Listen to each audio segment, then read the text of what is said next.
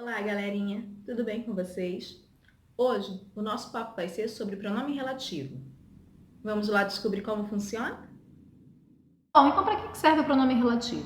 O pronome relativo, ele existe para evitar a repetição de um termo que já foi dito. Além de evitar essa repetição, ele dá início a uma nova oração. Então, ele evita a repetição de um termo e inicia uma nova oração. Olha esse exemplo aqui. Eu tenho dois períodos simples aqui. Resolvi um problema sério e o problema foi criado por mim mesmo. Se eu colocasse essas duas frases num texto do jeito que está aqui, eu tenho certeza que meu texto ia ficar cansativo, porque haveria muitas repetições. Então, como é que a gente faz? A gente troca a palavra que teoricamente seria repetida pelo pronome relativo. Resolvi um problema sério que eu mesmo criei. Nesse caso aqui, o pronome relativo que, ele substitui a palavra problema. Então, ele evita a repetição da palavra problema e dá início a uma nova oração. Essa segunda frase eu tirei do livro de vocês. O bairro onde moro é antigo. Nesse caso aqui, eu tenho um período composto por duas orações. E se eu quisesse desmembrar essas orações, como ficaria? Olha só. O bairro é antigo. Eu moro no bairro.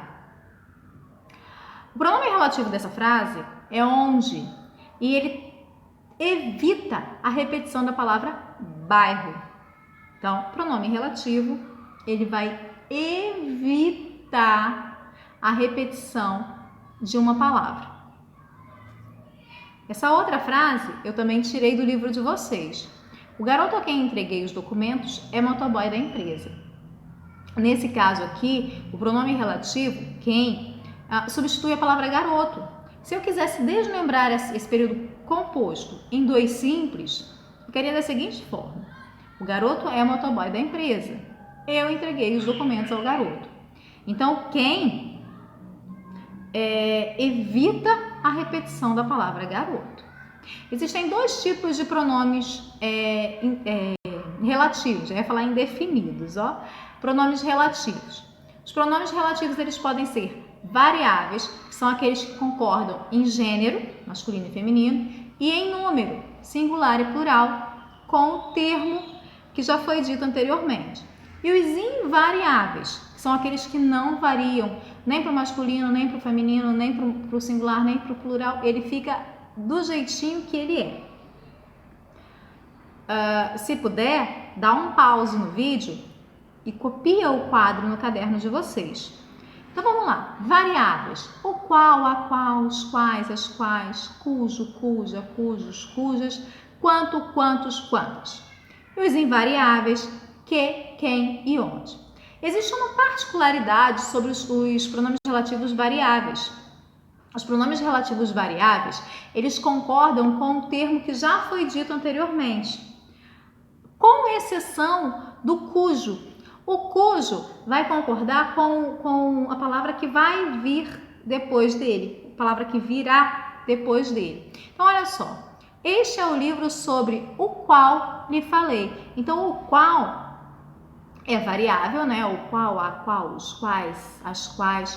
Então, ele vai concordar com o termo citado anteriormente, que no caso aqui é livro. Este é o livro.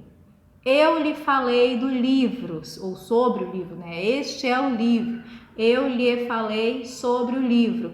Então, ele evita a repetição da palavra livro e concorda com a palavra livro que foi citada anteriormente.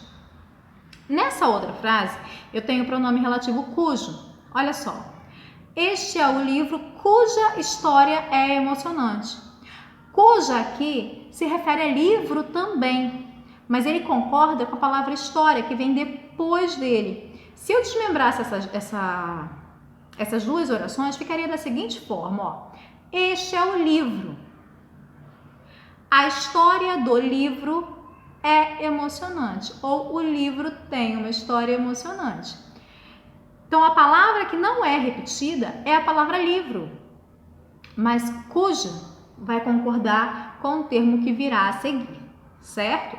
Então, não esqueçam, os pronomes variáveis concordam com um termo que já foi dito anteriormente, como é o caso dessa primeira frase, desse primeiro período, exceto o pronome relativo cujo é o único pronome variável que não concorda com o termo que foi dito antes, ele vai concordar com o termo que vem depois, embora ele substitua o termo que vem antes, como é o caso do segundo período, da segunda frase.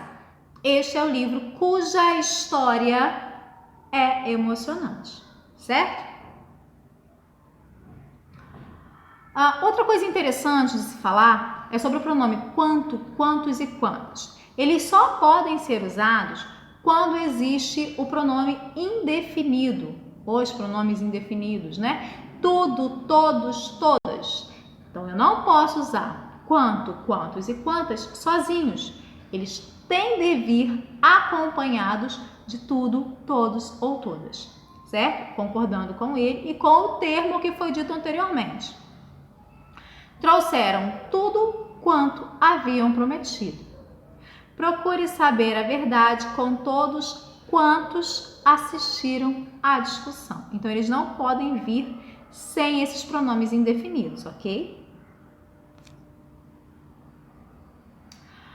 O pronome relativo quem refere-se a pessoas e sempre aparece precedido de preposição. Então, somente a pessoas. O quem não aparece, ele não pode se referir a nenhum outro substantivo que não seja pessoa. Então, trata-se de uma colega de quem gostávamos muito. Então, esse quem substitui a palavra colega. E colega, nesse caso, é uma pessoa, certo? Eu não posso, embora, vamos deixar aqui bem claro.